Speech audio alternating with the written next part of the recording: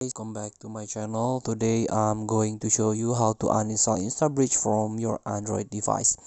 So if you use this app as your Wi-Fi hunter Wi-Fi map, usually this app asks you often about become default home app, default launcher. I don't want to do this because it's, as you can see, keep asking. It's annoying me. So just skip it and cross and skip.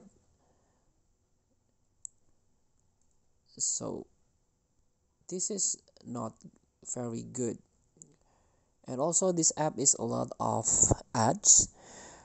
So if you try to uninstall this app, is very easy. All you have to do is go back. See, still keep asking. Go back to your home page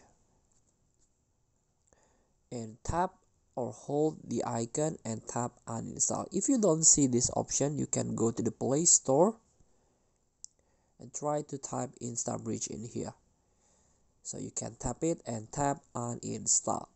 So please free to try. Thank you for watching. Don't forget to comment, like, and subscribe. Also click the next button below. See you in the next video.